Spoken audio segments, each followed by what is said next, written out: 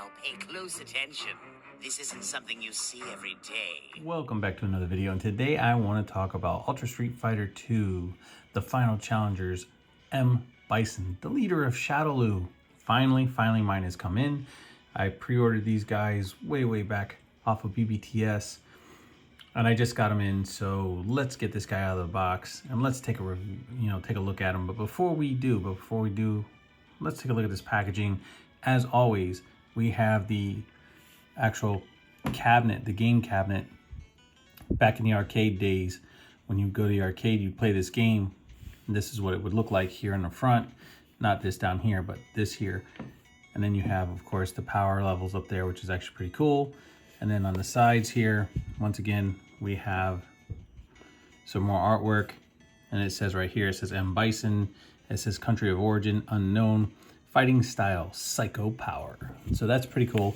And then on the back, because this is from the new factory of Jada Toys, you only have the single image. Before, the first three that came out when it was Ryu, Chun-Li, and Fei Long, all three of them are on here. So now when you get the remakes of them, they're only single persons on the back of the packaging. Flip it over to the other side, you see a few more characters, and that's the whole package. So now that it's been looked at, let's get this guy out of the box. Let's have a good look-see and see how Bison looks. Now I know, really quick before we do, that other people have done their comparisons in their early shows, because everybody's got to be first to get these out there, whatever the case. But here, this is not the case. So let's get this guy out of the box. Let's take a look. Let's show him off. And let's talk about him. All right, so now that we have M.Bison out of the box and he's standing here just beautifully in front of us, just want to show off a couple things. This here is actually really cool that they add this in here. They do it with everyone, but the thing is that this was his level, his stage of the game. So when you got to him and you fought him, you were fighting him in front of this big bell, and this monster of a beastly man would show up and he would hand you your ass 99.9% of the time, especially if you were the first time playing him. It was like, what the hell? This dude is all over the place. He's crazy, moving fast, jumping all around, using that psycho power, all sorts of stuff. And we all know that M.Bison, his original name was supposed to be Balrog, right? And Balrog's name was going to be M.Bison, but they changed it because, well, M.Bison, Mike Tyson, at least that's from what I understand from the history of it. But anyway, we have M.Bison as the leader of Shadowloo, also known as Mike Bison. So there you go.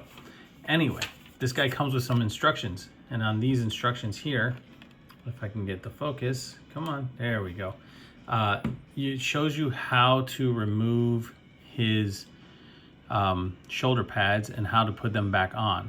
So when you take them, you pop them off from the back to the front, and when you put them on, you go from the front to the back. And make sure that you hear them snap in, and make sure that, hey, I mean, if they pop off easily, but whatever the case is. So those are the instructions. Now, this guy here comes with a few accessories. So shall we get to taking a look at those accessories, or shall we look at the figure first? Let's look at the figure first. So here we have Bison, and yeah, what they've done with this guy is something absolutely just beautiful. I mean, he's taken right off of the actual game. The way Jada Toys have made these figures, I mean, they are just knocking it out of the park. Look at that face sculpt. I mean, you couldn't get any better. I mean, and I know Storm Collectibles, they were doing this line, and they still are, right? It's the Mortal Kombat line that they actually lost the license to. Now, Jada Toys does Mortal Kombat. Forget it, man. These guys, they're gonna be knocking it out of the park. Not to say that Storm Collectibles didn't do a beautiful job, because they did, and I have some of those figures, and if you have not seen, they are on this channel, so go have a look. Anyway, paint sculpt, blue stripe down the front of the red uniform to the yellow belt. Everything is just beautiful, beautiful colors. His gauntlets on his arms, beautifully painted silver. His shoulder pads, the face, the Shadowloo symbol on top of his hat there, his general's hat. Yeah, very nice. And then down to his knees, where you have his knee pads and shin guards and the metal on top of his boots. Beautifully painted. well done. And this is soft plastic here, so it moves out of the way when you pose him. And then of course you have his waist and torso articulation. Butterfly joints move beautifully, which I will show some of this off. Now, the cool thing is this cape. This cape here is just absolutely just beautifully done. I love the way they did the bendy wire going all the way through. And that way you can actually move it the way I have it to where it looks like it's blowing in the breeze. They have done an absolute beautiful job. And I have to say, now McFarlane is doing like cloth capes with bendy wires in it. Follow the example of what Jada Toys is doing. All these other companies have been out for a long time. Follow the example. For the price that you pay for this figure here, you are getting something phenomenal that you're not getting from other companies that have been out for a long, long time. Anyway, just pop these off like so. They come right off. Grab it from the back ever so gently and just push forward. Boom. And now you can have Bison throwing his cape off like he did when you first started to fight him. And there you go. Now you have these here, and they do swivel back and forth to move with the figure. And they are in between the shoulder joints right here. So yeah, look, beautifully done. And then and yes, these are his other accessories that it comes with, are these other and they are labeled left and right, so make sure you put them on the right way. So go from the front, and let me guess, I'm doing it backwards. Yes, because I'm looking through the camera. Am I doing it backwards? Am I doing it backwards? Am I doing it backwards? Wow, yes I am. Yes I am. From the front to the back, and just pop it on. You hear that little click? Boom, done. Same thing with this one. Make sure you spin it around to where it lines up, because of course everything is set to go on a certain way, and then just line it up and push it on. Don't do what I just did. Push it on. There you go. And if you actually look, there is, I think, another little marking right here in the bottom. I don't know if you can see it or not, but there you go. Now you have his shoulder pauldrons. Is that what we would call them? Whatever the case, back onto the figure. But yes, his arms move. They move out. His head, you know, all moves up and down. Nothing gets in the way. These move when you move his arms, so that's cool. You want to put him in a fighting stance with his hands up. I mean, when Balrog comes out, it's going to be great, because him being a boxer, getting his hands this close to his face, it's going to be phenomenal, because of the fact that you can get him in that guard position. Nicely done. And with Bison, you know, he always had that high, that not high, but that really low type stance where he, when you fought him, he would get down pretty low like this. Come on, focus for me. There we go.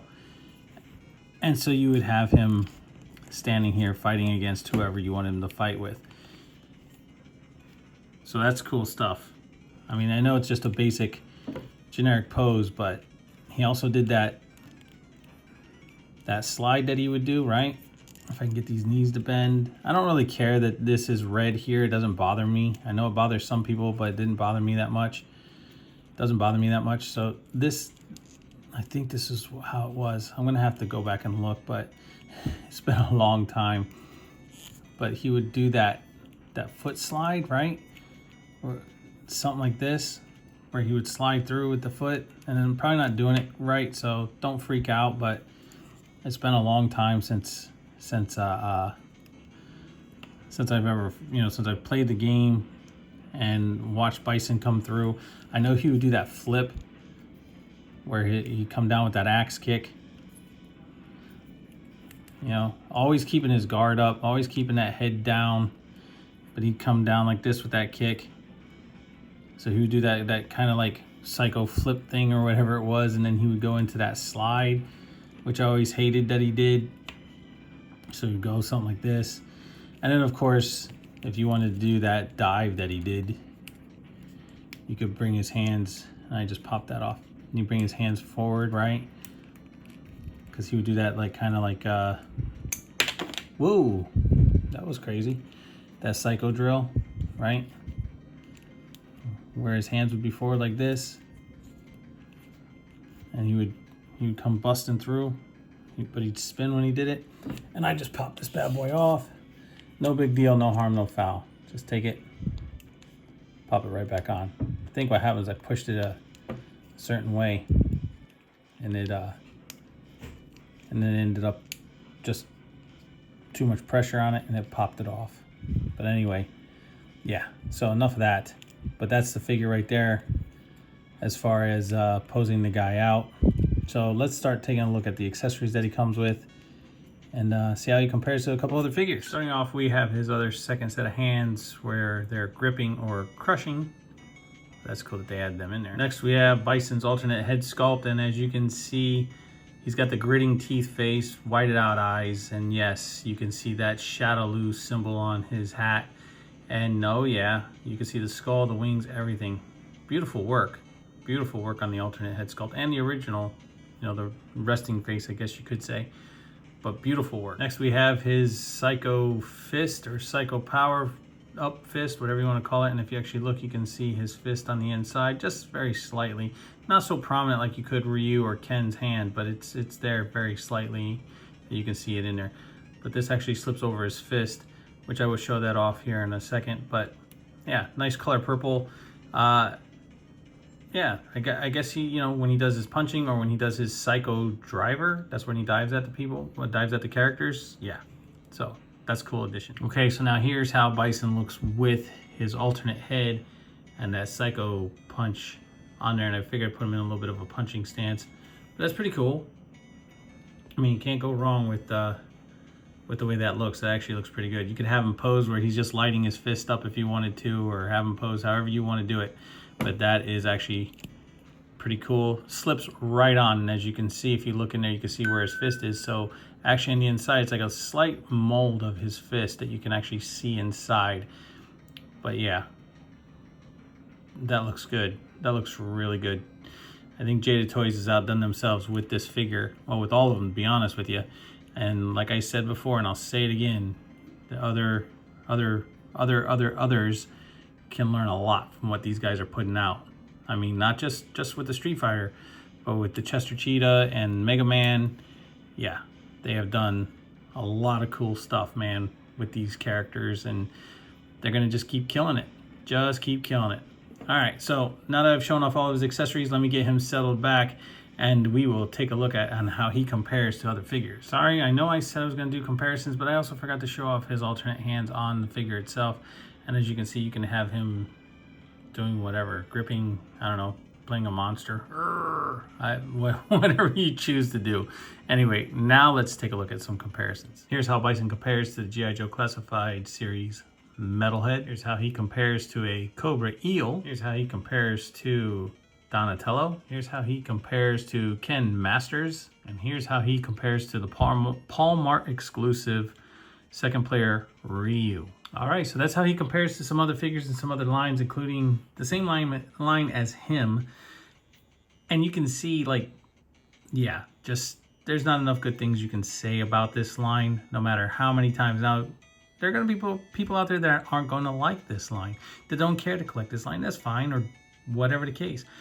But I'm telling you, out of all the figures that I have, and I have some great figures, for the price point that you are getting these figures for and what you're getting with them and how they're articulated and the way they're being done, you can't beat that with a stick, man. I'm telling you. You can try, and it may work, but you can't beat that with a stick. I mean, they are doing some great things with these figures. And yeah, if they haven't won, you know, Toy Company of the Year, they're going to. They are going to. And yeah, they can teach some old dogs some new tricks, I can tell you that much. And the fact that they're taking the time to actually make sure everything comes out really good, you know, that they're not rushing anything, they're not trying to get through anything too quickly. And it may take a little bit of time to get these figures in, but when you get them, you're going to be happy that you picked them up. So with that being said, guys, this is my review on the Ultra Street Fighter 2 Final Challengers M. Bison. I hope you enjoyed it. Please like, subscribe, share, and leave a comment down below Always hit the notification bell so you never miss out on anything new. And guys, thank you. I appreciate everybody new, everybody old, everybody who's been here since the beginning for all your support and everything. I appreciate it. And I'll catch you on the flippity flip.